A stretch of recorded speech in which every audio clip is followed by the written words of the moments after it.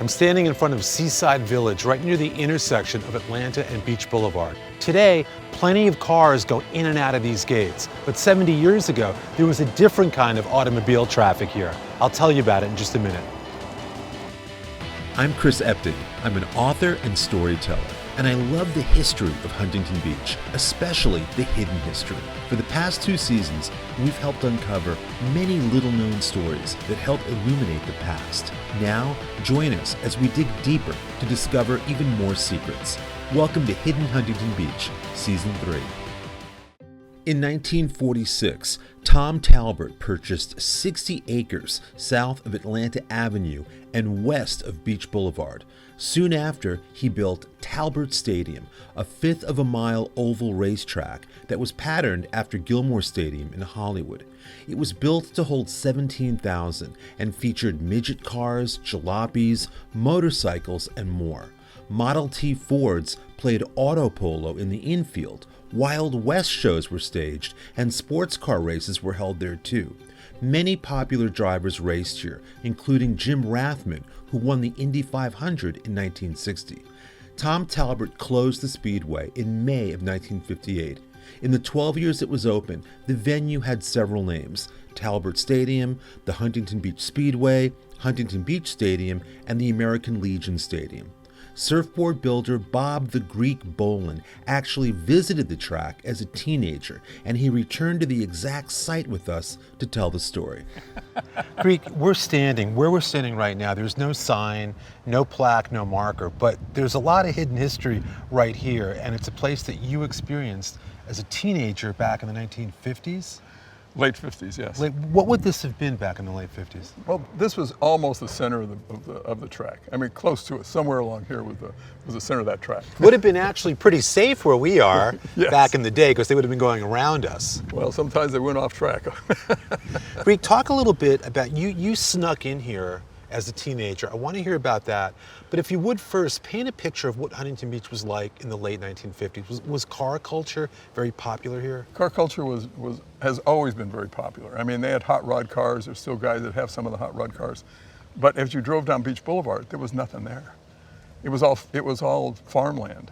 You know, you look on the left-hand side coming down from where I lived at the time in Garden Grove, it was all farmland down there. A farmhouse out in the middle of nowhere. So you could see it right off a beach? You could see it. Because there was nothing in the way? There was nothing.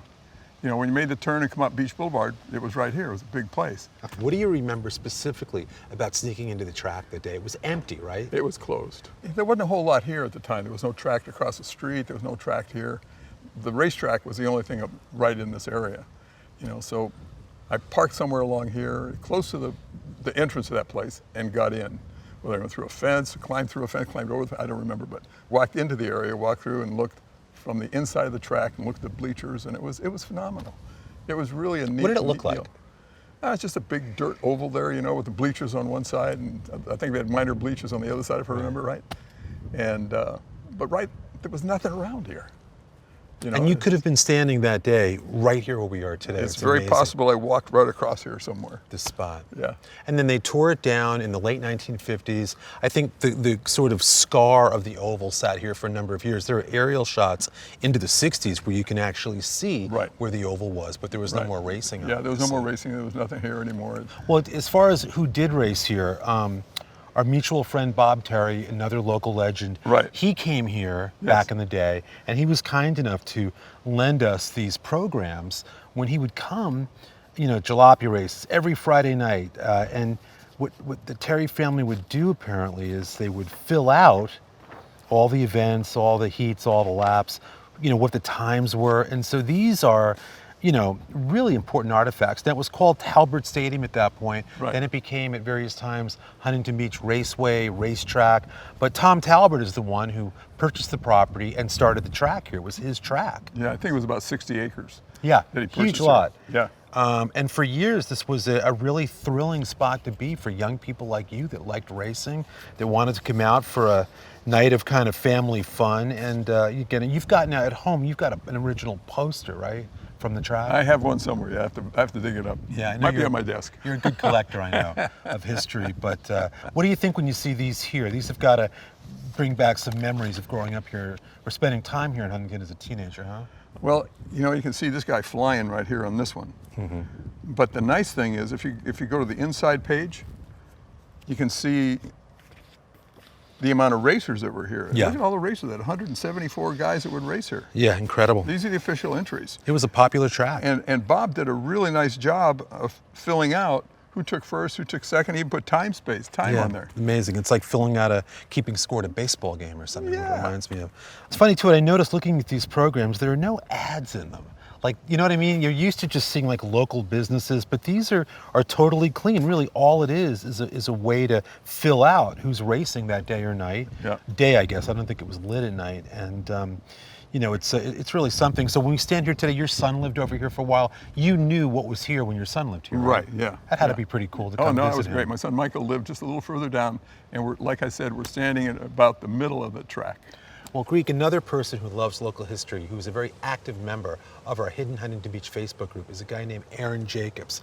Aaron is very tenacious about tracking down rare artifacts, and he has found what I think is absolute treasures. And he has managed to find the only known footage of race action here at the track. Really? That's 7 minutes worth, shot in glorious 16mm black and white. We're going to look at it right now. But Aaron, we are deeply thankful for your generosity in letting us premiere this for the very first time, the only known footage of the Huntington Beach Racetrack. Greek, let's look at it together and come back and comment after, okay? I can't wait to see it.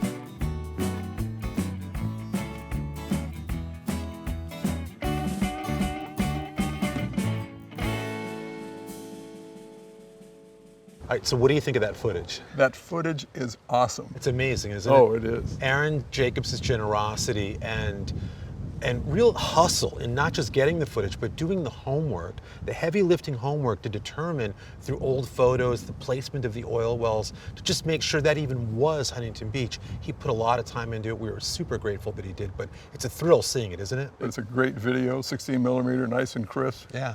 And whoever took it did a nice job. They sure did. And those are the jalopy cars. Those, yes. That running around that track. Makes yes. you wonder what else is out there in the world. Oh, there's a bunch of stuff out there, I'm sure.